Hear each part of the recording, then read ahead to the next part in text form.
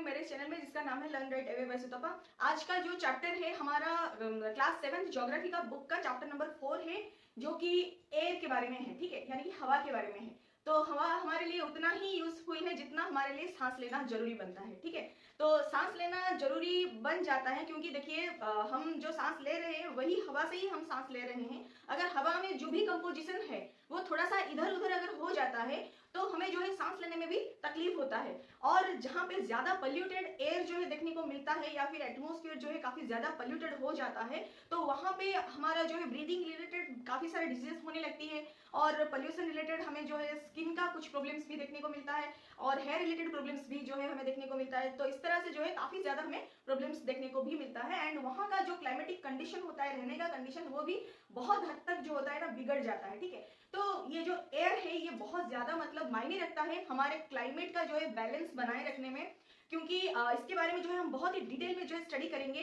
तो उससे पहले थोड़ा सा हम एयर के बारे में जानेंगे, यानी कि इसका जो है कंपोजिशन क्या है, इससे हमें इनटेक में क्या लेना होता है, हम एक्सेल जब करते हैं तो क्या छोड़ते हैं एयर में। ऐसे तो नहीं कि बस ऑक्सीजन ही होता है, क्योंकि ऑक्सीजन जो जनरली हम लोग इनहेल करते हैं, ठीक है। लेकिन एयर में जब सारा कोई गैस मिला हुआ रहता है तो हम इनहेल करते टाइम बस ऑक्सीजन ऐसे नहीं ले सकते, तो सारा हवा जो है अंदर जाता है। फिर क्या होता है कि ऑक्सीजन ही रह जाता है एंड बाकी गैसेस का क्या होता है, ठीक है। अगर बाकी गैसेस जाता है, अगर वो हमें चाहिए नहीं होता है तो फिर हमें सफोकेशन क्यों नहीं होता है, ठीक है। तो ये सब चीजें जो है इस चैप्टर में हम जानेंगे, बहुत अच्छी तरीके से समझेंगे। और काफी जो है महत्वपूर्ण चीज जो होता है आजकल का जो सिनेरियो चल रहा है कि ग्लेशियर का मेल्ट होना या फिर जो आइस स्लिट्स का मेल्ट होना, आइस कैप्स का जो पिघलना या फिर फ्लड आना या फिर हमारे सी लेवल का इंक्रीज होना, ये सब जो है सब कुछ जो है इसी से ही लिंक्ड है। तो थोड़ा सा इसके बारे में भी जानेंगे। एंड ये जो चैप्टर है थोड़ा सा मतलब आजकल का जो ड्रास्टिक डिजास्टर्स हो रहा है, मतलब चेंजेस आ रहा है हमारे क्लाइमेट में, नेचुरल डिजास्टर्स जो हम लोग फेस कर रहे हैं उसके रिलेटेड काफी कुछ इसमें जो है इन्फॉर्मेशन था।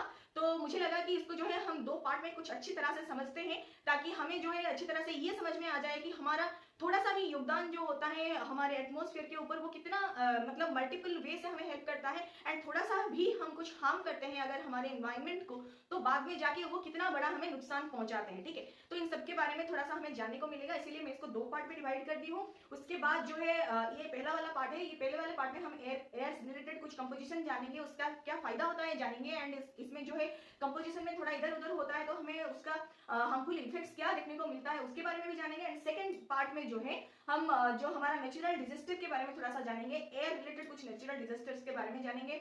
और डिफरेंट टाइप का जो विंड होता है, यानी कि एयर जब फ्लोइंग कंडीशन में रहता है, जब हवा जब चलने लगता है तब हम उसको विंड बोलते हैं, ठीक है। तो विंड का कुछ नाम हम लोग जानेंगे, किस तरह से जो है हवा का नाम बिठाया जाता है और क्यों उनको ऐसे नाम दिया जाता है, और कितने तरह का जो होता है ना हवा होता है, कितने तरह का होता है, उनका भी कैटेगरीज होता है। कोई सीजनली आता है तो कोई ईयरली आता है तो कोई लोकली अवेलेबल होता है, हाँ उनका भी कैटेगरी होता है। तो ये सब चीज जो है हम जानेंगे नेक्स्ट पार्ट में। और आज थोड़ा सा इंपॉर्टेंट चीज जानेंगे इनका कंपोजिशन के बारे में, ठीक है। तो चलिए पहले स्टार्ट करते हैं एयर। तो एयर जो है इससे मतलब इसके बारे में जानने से पहले एक जरूरी चीज जो है जानना हमारे लिए, मतलब अभी थोड़ा सा मतलब आज का जो चल रहा है कंडीशन, ठीक है, जो हमें वार्म फील होता है, काफी ज्यादा जो हमें हीट का एक्सपीरियंस करना पड़ता है, उससे रिलेटेड एक फैक्ट जो है बुक में दिया गया था। तो मैं चाहती हूँ उसको पहले कवर कर लिया जाए, क्योंकि वो बुक में भी पहले ही दिया गया था, स्टार मार्क होके दिया गया था, तो काफी ज्यादा ही इंपॉर्टेंट है। एंड आजकल जो है उससे रिलेटेड काफी कुछ हमें मतलब हार्मफुल इफेक्ट जो है देखने को भी मिल रहा है, ठीक है। तो वो कुछ और नहीं है, वो हमारा ग्लोबल वार्मिंग है, ठीक है, जिसकी वजह से जो है हमें हाल ही में बहुत सारे जगह पे फ्लड देखने को मिला। एंड ग्लोबल वार्मिंग की वजह से ही हमारा जो है बहुत सारे फ्लोरा एंड फौना जो है एक्सटिंक्ट हो रहे हैं। एंड फिर ग्लोबल वार्मिंग की वजह से ही हमें जो है समर सीजन में काफी ज्यादा जो है हीट का एक्सपीरियंस करना पड़ रहा है, हमें लू का एक्सपीरियंस करना पड़ रहा है, एंड हमें सनस्ट्रोक जैसे बीमारी काफी ज्यादा लग रहा है आजकल। तो ये सब जो है इसी से ही रिलेटेड है, ग्रीन हाउस मतलब गैस से रिलेटेड है, जिसको मतलब जिसका आफ्टर इफेक्ट जो होता है कि हमें ग्लोबल वार्मिंग की तरफ जो है ले लेता है, ठीक है, ग्लोबल वार्मिंग के रूप में जो है हमें देखने को मिलता है। तो ग्रीन हाउस गैस क्या होता है पहले जान लेते हैं।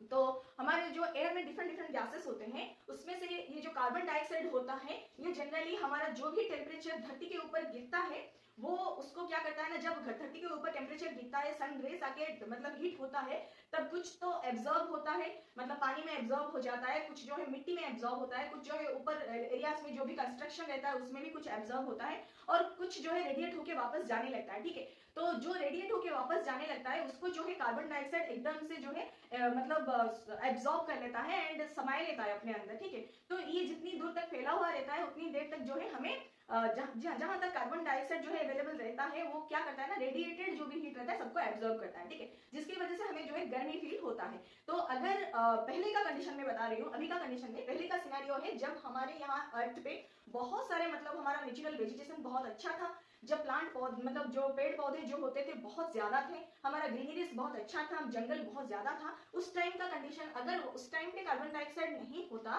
तो ठंड की वजह से हमारे मतलब धरती के ऊपर जितने सारे क्रिएचर एनिमल्स जो भी रहते हैं सब कुछ जो है फ्रीज हो जाता है। ठीक है, जितना ऑक्सीजन हमारे एयर में रहना चाहिए उतना था, जिसकी वजह से आज तक जो है लाइफ पॉसिबल हो पाया, क्योंकि लाइफ सरवाइव करने के लिए जितना हमें हीट चाहिए उतना मिलना चाहिए एंड जितना ठंड चाहिए उतना भी मिलना चाहिए। ठीक है, अगर सन का रेस अगर हीट कर रहा है अर्थ को एंड वापस चला जा रहा है तो उसका कोई फायदा नहीं होता और सारा जो क्रिएचर होता है वो सब जो है फ्रीज हो जाता है ना। तो कार्बन डाइऑक्साइड की वजह से जितना हीट एब्जॉर्ब होना चाहिए तो वो हो सकता था एंड उसकी वजह से जो है हमें नाइट के टाइम भी थोड़ा सा गर्मी जो है फील होता है एंड उसके वजह से हमारा जो है क्रिएचर पॉसिबल हो पाया। आजकल क्या हो रहा है, ये था पहले का सिनेरियो जिस टाइम पे हमें कार्बन डाइऑक्साइड का नेसेसिटी बहुत ज्यादा अच्छे से मालूम था एंड जितना था वो सही था। ठीक है, अभी क्या हो रहा है, एक जगह पे हमारा ग्रीन रेस कम हो रहा है, दूसरे जगह पे जो है कार्बन डाइऑक्साइड का मात्रा जो है एकदम से राइज हो रहा है। किस तरह से, एक अगर ग्रीनरीज उतना ही रहता एंड कार्बन डाइऑक्साइड थोड़ा ज्यादा हो भी जाता तो इतना अच्छे से पता नहीं चलता, क्योंकि ये जो ग्रीनरीज होते हैं ये हमारे पेड़ पौधे जो होते हैं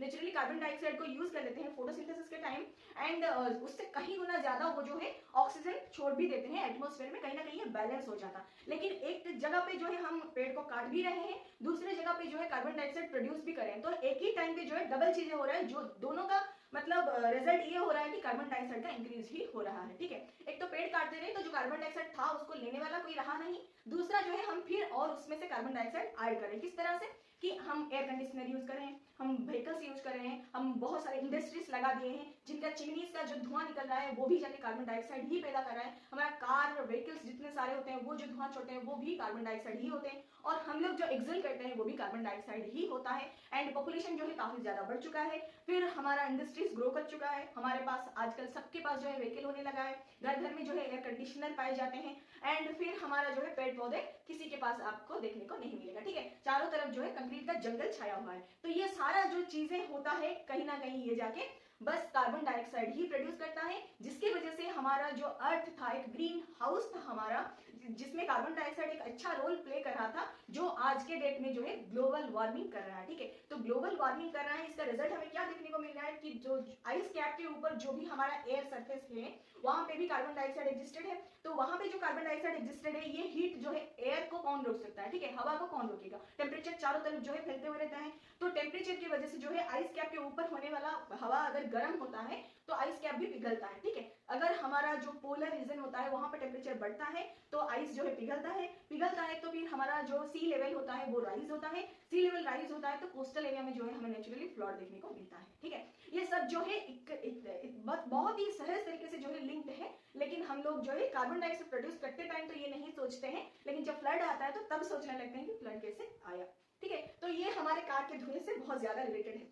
तो चलिए चलते हैं पढ़ाई की तरफ। हमारा कंपोजिशन ऑफ एटमॉस्फेयर, तो एटमॉस्फेयर में क्या होता है, मेनली हमारा 78%, अगर कंपोजिशन को हम टोटल अगर 100% ले लेते हैं तो उसमें से 78% जो है हमारा नाइट्रोजन होता है, ऑक्सीजन जो होता है 21% होता है, फिर आर्गन जो होता है 0.93%, कार्बन डाइऑक्साइड जो होता है 0.03% एंड ऑल अदर गैसेस जो होता है वो 0.04% रहता है। ठीक है, ऑल अदर में हम लोग ये भी मान सकते हैं कि उसमें वाटर वेपर आता है, डस्ट आता है, दूसरी तरह का गैसेस आता है, बहुत कुछ चीजें उसमें मिला हुआ रहता है, सब ऑल अदर्स में ही आते हैं एंड वो जो है 0.04% में आता है। ठीक है, अभी थोड़ा सा नाइट्रोजन के बारे में चर्चा करते हैं। तो नाइट्रोजन जो इतनी मात्रा में हमें मिलता है एयर में, क्या हम इनहेल करते टाइम ये नहीं जाता है अंदर? बिल्कुल खुल जाता है। हम जब भी सांस लेते हैं नाइट्रोजन भी एयर के साथ मतलब ऑक्सीजन के साथ अंदर जाता भी है एंड हमारा लंग्स का ये काम रहता है कि ऑक्सीजन जो है एब्जॉर्ब कर लेता है and nitrogen and carbon dioxide दूसरे तरह का जो भी गैसेस जाता है उसको जो है वो हम लोग एक्सेल करते टाइम छोड़ देते हैं, ठीक है। ये हमारा लंग्स का काम रहता है।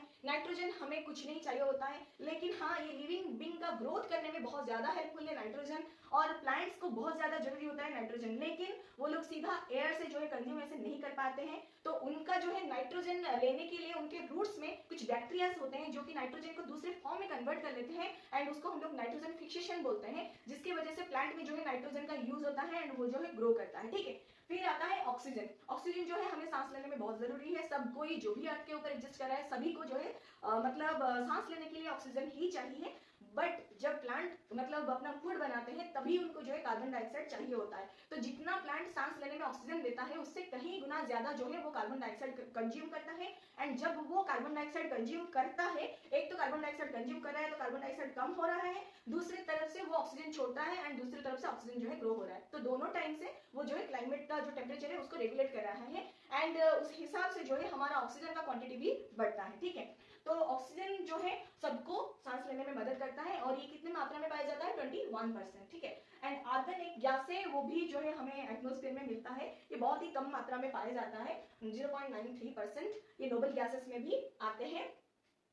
फिर आता है कार्बन डाइऑक्साइड, ठीक है। कार्बन डाइऑक्साइड जो है बहुत ही हार्मफुल है, लेकिन जब तक हमारा नेचर जो है बैलेंस्ड था, जब तक हमारे पास बहुत सारे नेचुरल वेजिटेशन थे, तब हमें कार्बन डाइऑक्साइड की बहुत ज्यादा जरूरत थी एंड जितना था हमारे पास उतना सफिशिएंट था क्योंकि ये एक बैलेंस्ड टेम्परेचर जो है प्रोवाइड कर रहा था। लेकिन आजकल के कंडीशन में कार्बन डाइऑक्साइड का लेवल जो है बहुत बढ़ चुका है, हमारा टेक्नोलॉजी बहुत एडवांस हो चुका है, जिसकी वजह से हमारा जो है कार्बन डाइऑक्साइड का मात्रा भी जो है बहुत बढ़ चुका है। हमारा जो अर्बनाइजेशन हो रहा है, फिर हम लोग जो है बहुत ज्यादा शहरीकरण कर रहे हैं सारे जगह पे एंड रोड्स कंस्ट्रक्शन हो रहा है, बहुत सारे हमारा मतलब बिल्डिंग्स वगैरह कंस्ट्रक्शन हो रहा है, सब कुछ इंडस्ट्रीज हो रहा है, जो भी हो रहा है इन सब में जाके हमारा पेड़ ही कट रहा है पहले, फिर जाके सारा कुछ पॉसिबल हो पा रहा है, फिर उनसे रिजल्ट भी ये आ रहा है कि कार्बन डाइऑक्साइड ही प्रोड्यूस हो रहा है। कहीं पे एक बहुत बड़ा एरिया था, वहाँ पे जंगल काट दिया गया, साफ कर दिया गया एंड वहाँ पे इंडस्ट्री लगा दिया गया, ठीक है। वो तो पेड़ था, वो ऑक्सीजन देता, वो तो चला गया, वहाँ पे कार्बन डाइऑक्साइड कंज्यूम करने वाला और कोई रहा नहीं एंड जो इंडस्ट्री लगाया गया वो बाद में कार्बन डाइऑक्साइड ही छोड़ रहा है, ठीक है। तो उस हिसाब से जो है कार्बन डाइऑक्साइड का मात्रा जो है आजकल बहुत बढ़ चुका है, जिसका रिजल्ट हमें ग्लोबल वार्मिंग की तरह से देखने को जो है मिल रहा है, ठीक है। फिर ऑल अदर्स में ये सब भी आते हैं, हमारा वाटर वेपर वगैरह सब कुछ आते हैं, ठीक है। ये भी कहीं ना कहीं हमारे पोल्यूशन में जो जाके बहुत ही इंपॉर्टेंट रोल भी प्ले करते हैं, ठीक। और हमारा ब्रीदिंग का जो भी मतलब ब्रीदिंग में हमें जो कहीं कहीं सफोकेशन फील होता है, कहीं ना कहीं ये जो ऑल अदर गैसेस होते हैं इनके वजह से हमें सफोकेशन भी फील होने लगता है, कहीं पे डस्ट ज्यादा हो गया, कहीं पे धुआं ज्यादा हो गया, या फिर वाटर वेपर ये सब होने से ह्यूमिडिटी का होना, ये सब जो है हमें फील भी होता है, तो इनका भी हम लोग एक्सपीरियंस करते हैं, ठीक है। फिर आता है एयर सर्कुलेशन। तो एयर सर्कुलेशन क्या होता है, जनरली एयर जो होता है जब ज्यादा गर्मी वहां पे पड़ता है या फिर ज्यादा सन का डायरेक्ट रेस कहीं पे पड़ता है, तो वहां उस पर्टिकुलर एरिया में जो भी एयर रहता है वो सडनली क्या होता है ना गर्म हो जाता है। तो गर्म होने से क्या होता है, हवा जो है बहुत हल्का हो जाता है एंड हल्का होने से वो जो है ऊपर उठता है, ठीक है। तो जो भी चीज हल्का होता है वो ऊपर ही रहता है, जो चीज भारी होता है वो अंदर बैठे रहता है। तो वो जो हल्का हो जाता है, उस पर्टिकुलर एरिया का एयर जो भी हल्का हो गया वो ऊपर उठ गया, तो वहां पे क्या हुआ, वहां पे एम्प्टी स्पेस जो है क्रिएट हो गया, खाली स्थान जो है क्रिएट हो गया। तो उस खाली स्थान को भरने के लिए चारों तरफ से जो भी ठंडा जो भी हवा था वो सडनली वहां पे मतलब रश करके चारों तरफ से आते हैं, ठीक है, और आते हैं उस जगह फिलअप करने के लिए, ठीक है। फिर ये जो गर्मी हवा ऊपर चला गया, ये ऊपर जाके फिर ठंडा हो जाता है, फिर वो जाके दूसरे जहां से ठंडी हवा आए थे वहां पे जाके वो सेटल होता है, ठीक है। तो उस हिसाब से जो है एयर का सर्कुलेशन चलता है या फिर एयर का जो है मूवमेंट चलता है, उससे ही रिलेटेड हमारा विंड आता है एंड विंड से रिलेटेड हमारा कुछ दूसरे टाइप का क्लाइमेटिक डिजास्टर्स भी हम लोग जो है अगले पार्ट में डिस्कस करेंगे, ठीक है। फिर weather and climate, weather and climate के बारे में बहुत ही अच्छे से हम लोग डिस्कस किए थे एंड वेदर एंड क्लाइमेट जो है बहुत ही कॉमन दो वर्ड है, फिर भी जो है बहुत लोग जो है कंफ्यूज हो जाते हैं कि वेदर कहाँ पे यूज करना है, क्लाइमेट कहाँ पे यूज करना है, ठीक है। वेदर जनरली लोग क्लाइमेट बहुत ज्यादा यूज करते हैं, जबकि क्लाइमेट जगह पे यूज करना सही वर्ड नहीं होता है, जबकि वेदर को हमें यूज करना चाहिए, क्योंकि हम लोग जो है ज्यादातर डेली बेसिस पे टेम्परेचर को देखते हैं, डेली बेसिस पे आर्ली बेसिस पे हमें जो है टेम्परेचर जानना रहता है, लेकिन हम लोग उस टाइम पे क्या पूछते हैं कि आज का क्लाइमेट ऐसा है, आज का क्लाइमेट जैसा है। ये बिल्कुल गलत है, क्योंकि हमें अगर डेली बेसिस पे जाना है, आर्ली बेसिस पे जाना है, तो हमें वेदर का पता चलता है, ठीक है। अगर हम लोग बहुत ही शॉर्ट ड्यूरेशन के बेसिस पे कोई मतलब टेम्परेचर वेरिएशन देख रहे हैं या फिर रेनफॉल देख रहे हैं या फिर विंड का कंडीशन देख रहे हैं, तो सब कुछ जो है हमें वेदर ही बताता है। एंड अगर हम कोई एक पर्टिकुलर एरिया का एक लॉन्ग ड्यूरेशन ऑफ टाइम के लिए कुछ अगर वेदर का चर्चा करते हैं, हम लोग एवरेज निकालते हैं कि ज्यादातर इस जगह पे किस टाइप का मौसम जो है हमें फील करने को मिलता है, उसको हम लोग लोग जो है क्लाइमेट बोलते हैं। तो कहाँ पे हमें मौसमी टाइप का क्लाइमेट जो है देखने को मिलता है, यानी कि रेनी क्लाइमेट जो है देखने को मिलता है, वहाँ पे जो है ज्यादा बारिश हमें फील होता है, तो हम लोग उसको क्या बोलते हैं कि यहाँ पे ज्यादा रेनफॉल होता है। ठीक है, किस जगह पे हमें 12 महीने से 8-10 महीना जो है गर्मी फील होता है, हम लोग ये बोल देते हैं कि ये यहाँ पे जो है हमें सालों भर गर्मी फील होता है। तो ये जो है इसका क्लाइमेट कैसा है, गर्मी टाइप का क्लाइमेट है, हॉट क्लाइमेट है। ठीक है, तो उस टाइप से हम लोग बोलते हैं। क्लाइमेट जो है जनरली लॉन्ग ड्यूरेशन के लिए पाया जाता है एंड वेदर जो है शॉर्ट ड्यूरेशन के लिए कैलकुलेट किया जाता है। ठीक है, ये हमेशा माइंड पे रहनी चाहिए। ठीक है, फिर आता है टेम्परेचर। टेम्परेचर सबसे मतलब टेम्परेचर का एक पार्ट होता है इंसुलेशन। तो इंसुलेशन ये होता है कि सन रेस जो भी आता है अर्थ पे पर स्क्वायर सेंटीमीटर 1 मिनट में वहां पे कितना सन रेस जो है एब्जॉर्ब हो पा रहा है, उसको हम लोग जो है इंसुलेशन बोलते हैं। ठीक है, तो इंसुलेशन जो है काफी ज्यादा बढ़ गया है, क्योंकि हमारा जो कंक्रीट का कंस्ट्रक्शन हो रहा है आजकल एंड असफल्ट कंस्ट्रक्शन जो भी हो रहा है, हमारा सड़कें बन रही है, रोड्स बन रहा है, जो भी ट्रांसपोर्ट फैसिलिटीज हमें मिल रहा है, जिसकी वजह से जो है इंसुलेशन का मात्रा जो है बढ़ गया है एंड ये जाके हमें बहुत ज्यादा गर्मी पैदा करते हैं, जो जाके बाद में हमारा मतलब क्लाइमेट को भी बहुत गर्म बना देता है लॉन्ग टाइम पे। ठीक है, तो इसको हम लोग क्या बोलते हैं, इंसुलेशन। इंसुलेशन जनरली टेम्परेचर के ऊपर लाई करता है एंड ये टेम्परेचर नापने का एक तरीका है। ठीक है, हम इंसुलेशन को देख के बोल सकते हैं कि कहाँ पे ज्यादा गर्मी है, मतलब जहाँ पे जितना ज्यादा सन रेस एब्जॉर्ब हो रहा है नेचुरली वहाँ पे हमें ज्यादा गर्मी भी लगेगा, है ना। तो जहाँ पे जितना इंसुलेशन हुआ है वहाँ पे उतना गर्मी फील होता है। इंसुलेशन और कुछ भी नहीं है, इंसुलेशन एक 3 वर्ड का मिलावट है। इंसुलेशन को आप सेपरेट करेंगे तो इन से हमारा इनकमिंग होता है, सोल मतलब सोलर होता है, एसन मतलब रेडिएशन होता है। ठीक है, इनकमिंग सोलर रेडिएशन जो भी आता है उसको जो जितना एब्जॉर्ब करता है उससे हमारा इंसुलेशन बनता है। ठीक है, इतना आप याद रख लीजिए, उससे ज्यादा आपको जानने की जरूरत नहीं। बुक में बहुत छोटा सा वर्ड दिया गया इंसुलेशन, इसको आप इतना याद रख सकते हैं कि इंसुलेशन मतलब इनकमिंग सोलर रेडिएशन होता है एंड ये ऐसे नापा जाता है कि पर जो हमारा सन रेस आ रहा है पर स्क्वायर सेंटीमीटर एरिया में 1 मिनट के अंदर कितना सन रेस जो है एब्जॉर्ब हो पाया है। ठीक है, उसको लेके हमें इंसुलेशन जो है पता चलता है।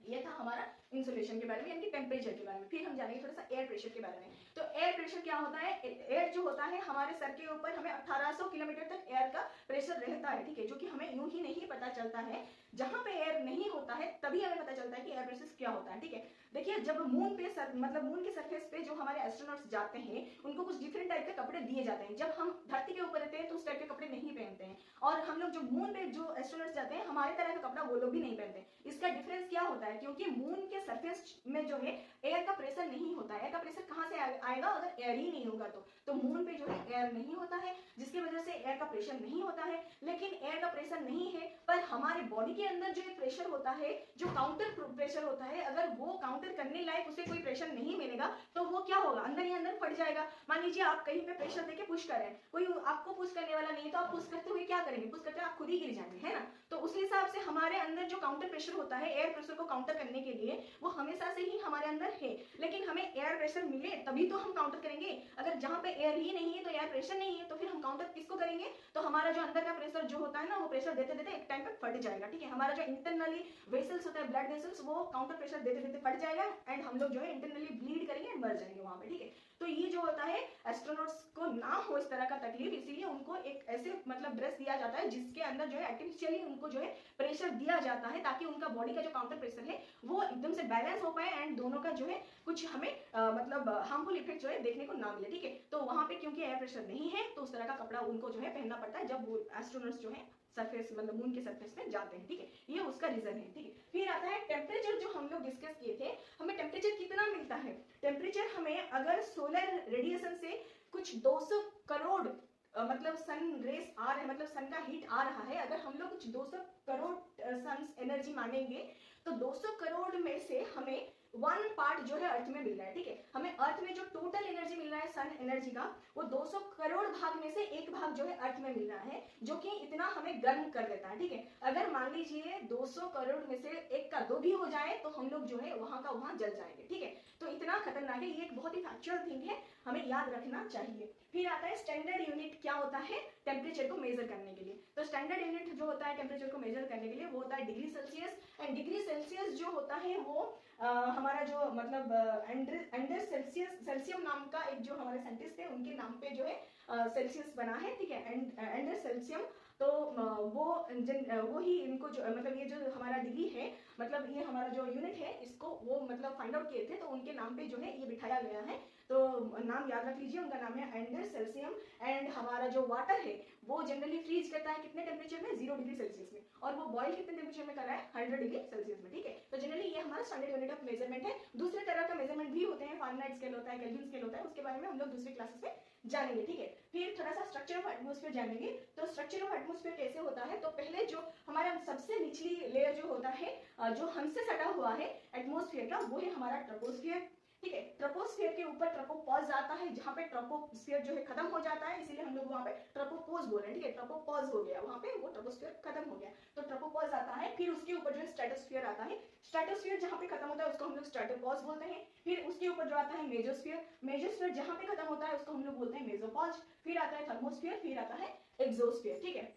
तो एक एक करके सबके बारे में थोड़ा सा देखेंगे। तो ट्रोपोस्फियर जो है उसका एवरेज हाइट जो है 13 किलोमीटर है, 13 किलोमीटर हाइट तक जो है हमें ट्रोपोस्फियर देखने को मिलता है। उसके बाद जो ट्रोपोपॉज आता है, फिर उसके बाद जो स्ट्रेटोस्फियर आ जाता है, ठीक है। तो 13 किलोमीटर के अंदर ही हमें जो है ब्रीदिंग एयर मिलता है, एंड उसी के अंदर ही हमारा सारा क्लाउड का फॉर्मेशन होना, रेन होना, सब जो भी हम लोग वेदर का फिनोमेना देखते हैं, डे टू डे बेसिस पे जो वेरिएशंस देखते हैं वेदर में, तो सब कुछ जो है हमें उसी 13 किलोमीटर के अंदर ही देखने को मिलता है, ठीक है। फिर उसके बाद ट्रोपोपॉज, फिर उसके ऊपर जो है स्ट्रेटोस्फियर आता है। तो स्ट्रेटोस्फियर जो है 50 किलोमीटर तक फैला हुआ रहता है।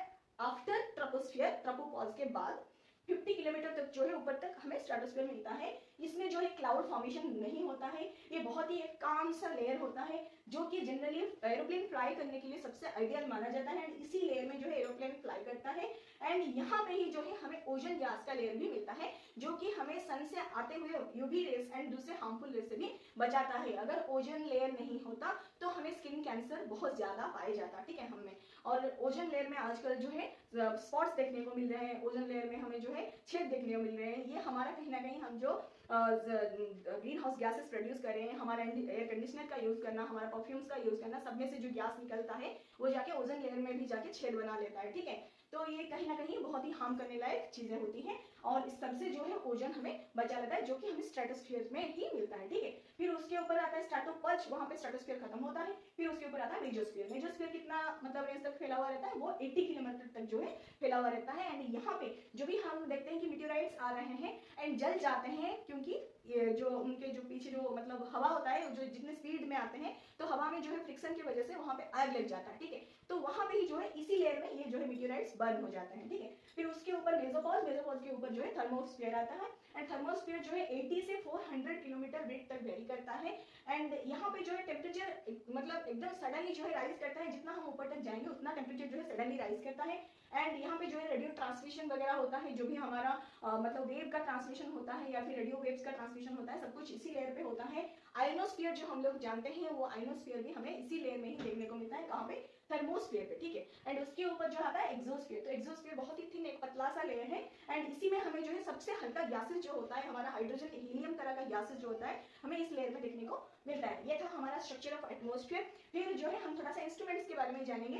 तो थर्मोमीटर जो होता है जनरली टेम्परेचर मेजर करने के लिए यूज होता है। तो टेम्परेचर मेजर करने के लिए हम क्या यूज करें, थर्मोमीटर, ये तो सबको पता है। लेकिन हम एयर प्रेशर जैसे अभी बात किए थे, तो प्रेशर को मेजर करने के लिए हम क्या यूज करें, बारोमीटर, ठीक है। फिर जिस तरह से हम प्रेशर मेजर करें, उस तरह से हम रेनफॉल को मेजर करने के लिए क्या यूज करें, रेन गॉज, ठीक है। फिर हम डायरेक्शन ऑफ विंड को मेजर कैसे करते हैं या फिर जानते कैसे हैं, तो विंड का डायरेक्शन जानने के लिए हमें क्या यूज करना पड़ता है, विंड फैन। ये कुछ इंस्ट्रूमेंट्स था बच्चों के बुक में, अगर आपको पता था तो अच्छी बात है, अगर नहीं पता था तो याद रख लीजिए, ठीक है। तो ये था हमारा पार्ट 1 चैप्टर 4 का, एयर चैप्टर का। पार्ट 2 जो है हम आने वाले वीडियो में डिस्कस करेंगे। अगर आपको अच्छा लग रहा हो तो लाइक शेयर सब्सक्राइब करना मत भूलिएगा। Thank you so much and नमस्ते।